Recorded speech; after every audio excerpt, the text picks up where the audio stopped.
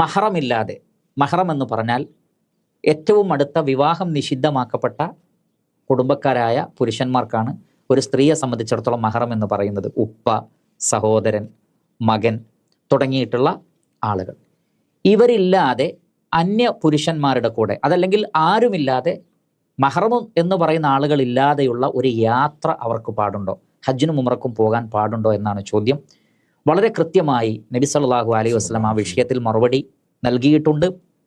മാത്രമല്ല, അത് ഹജ്ജിനും ഉംറക്കും ഉള്ള യാത്രയല്ല, എല്ലാ യാത്രകളും മഹ്റമില്ലാതെ സ്ത്രീകൾക്ക് പാടില്ലാത്തതാണ്.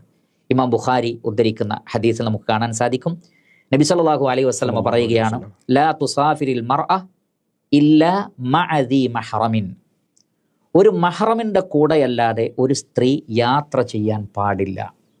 ഒരു സ്ത്രീ മഹ്റമിൻ്റെ കൂടെയല്ലാതെ യാത്ര ചെയ്യാൻ പാടില്ല. അപ്പോൾ ഇത് മൊത്തത്തിലാണ് 80 കിലോമീറ്ററിലധികമുള്ള, അതിനാണ് യാത്ര എന്ന് പറയുന്നത്. അത്രയും ദൈർഘ്യമേറിയ ഒരു യാത്ര ഒരു സ്ത്രീ മഹ്റമില്ലാതെ പോകാൻ പാടില്ല. അപ്പോൾ ഇതെല്ലാ യാത്രക്കും ബാധകമാണ്. ഇത് കേട്ടപ്പോഴാണ് ഒരു സഹാബി എഴുന്നേറ്റ് നിന്നു. നമ്മുടെ വിഷയവുമായി ബന്ധപ്പെട്ട കാര്യം തന്നെയാണത്. ആ സഹാബി എഴുന്നേറ്റ് നിന്നിട്ട് പറഞ്ഞു, അള്ളാഹുവിൻ്റെ റസൂലെ, എൻ്റെ ഭാര്യ ഖറജത് ഹാജത്തൻ, ഹജ്ജിന് വേണ്ടി പുറപ്പെട്ടിരിക്കുന്നു എന്നാണ്. ഒരു റിവായത്തിലുള്ളത് അവൾ ഹജ്ജ് ഉദ്ദേശിക്കുന്നു, മറ്റൊരു റിവായത്തിലുള്ളത് അവൾ ഹജ്ജിന് വേണ്ടി പുറപ്പെട്ടിരിക്കുന്നു. ഞാനാകട്ടെ യുദ്ധത്തിന് പേര് കൊടുത്തിട്ടുണ്ട്, ഉക്തുതിബുതു ബിഗസ്വതി കദ വകദ, ഇന്നാലെന്ന യുദ്ധത്തിന് ഞാൻ പേര് കൊടുത്തിട്ടുണ്ട്, അപ്പം എനിക്ക് യുദ്ധത്തിന് പോകണം. ഭാര്യയെ ഞാൻ ഹജ്ജിന് പറഞ്ഞയച്ചിട്ടുണ്ട്. ഒറ്റക്കല്ല, ഒരു ഗ്രൂപ്പിൻ്റെ കൂടെ തന്നെയാണ്. അപ്പോൾ നബി സല്ലല്ലാഹു അലൈഹി വസല്ലം പറഞ്ഞത്, ഇർജി ഫഹുജ്ജ മഅ ഇംറഅതിക, മടങ്ങിപ്പോയിക്കോ, എന്നിട്ട് ഭാര്യയുടെ കൂടെ ഹജ്ജ് ചെയ്തോ എന്നാണ് പറഞ്ഞത്.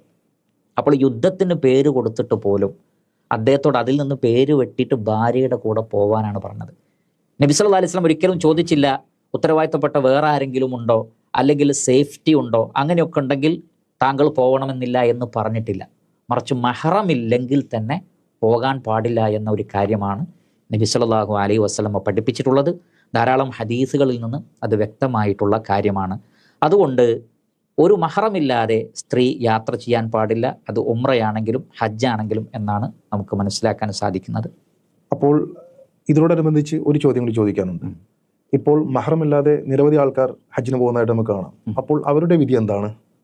മാഷാ അല്ലാഹ്, അവരുടെ ഹജ്ജ് ഉംറ അത് സ്വീകരിക്കപ്പെടും, അത് മറ്റൊരു വിഷയമാണ്. ഹജ്ജും ഉംറയും സ്വീകരിക്കപ്പെടും. പക്ഷേ അവർ അപ്രകാരം മഹ്റമില്ലാതെ യാത്ര ചെയ്തതിൻ്റെ പേരിൽ അവരുടെ മേൽ കുറ്റമുണ്ടാകും. അവർ തൗബ ചെയ്യുകയാണ് വേണ്ടത്.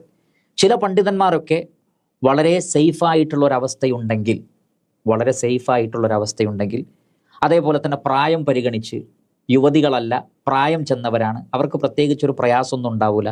അപ്പോൾ പ്രായം പരിഗണിച്ചും സേഫായ ഒരു ഗ്രൂപ്പിൻ്റെ കൂടെയാണെങ്കിലും പോയാൽ കുഴപ്പമില്ല എന്ന് പറയുന്ന ചില പണ്ഡിതാഭിപ്രായങ്ങളെ നമുക്ക് കാണാൻ സാധിക്കും. എന്നാൽ ഏറ്റവും സൂക്ഷ്മമായിട്ടുള്ളത് പ്രവാചകൻ സല്ലല്ലാഹു അലൈഹി വസല്ലം പറഞ്ഞിടത്ത് നിൽക്കലാണ്. അള്ളാഹുവിൻ്റെ റസൂൽ ഇത്തരത്തിലുള്ള വിശദീകരണങ്ങളിലേക്ക് അള്ളാഹുവിൻ്റെ റസൂൽ പോയിട്ടില്ല. മാത്രമല്ല, നമുക്കൊക്കെ അറിയാം, മഹ്റമില്ലാതെ അങ്ങനെ യാത്ര ചെയ്യുമ്പോൾ ഒരു സ്ത്രീക്ക് പല നിലക്കുമുള്ള ബുദ്ധിമുട്ടുകൾ യാത്രയിൽ ഉണ്ടാകാം. പ്രത്യേകിച്ച് ഹജ്ജ് പോലെ ഉംറ പോലെയുള്ള യാത്രയിൽ ധാരാളം അന്യപുരുഷന്മാരായ ആളുകളുള്ള സന്ദർഭങ്ങളുണ്ട്.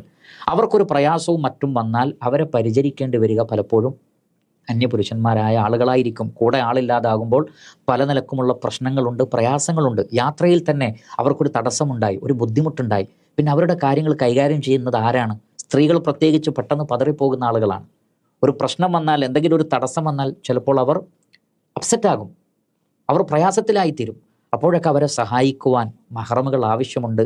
സ്ത്രീകളുടെ സേഫ്റ്റി ഉദ്ദേശിച്ചുകൊണ്ടാണ് ഇസ്ലാം അത്തരം ഒരു നിയമം വെച്ചിട്ടുള്ളത്, അല്ലാതെ അവരെ പ്രയാസപ്പെടുത്താനല്ല എന്ന് മനസ്സിലാക്കുക. അള്ളാഹുവിൻ്റെ റസൂലിൻ്റെ ചര്യകളെ മുറുകെ പിടിക്കുന്നതിലാണ് എപ്പോഴും ഖൈറുള്ളത്. മറിച്ചുള്ള പണ്ഡിതാഭിപ്രായങ്ങളെ നാം തള്ളിക്കളയുന്നില്ല, അതിനെ നിഷേധിക്കുന്നില്ല. കൂടുതൽ ഖൈർ ഇതാണ് എന്ന കാര്യത്തിൽ സംശയം വേണ്ടതില്ല. ബാറക്കല്ലാഹു ഫീക്കും.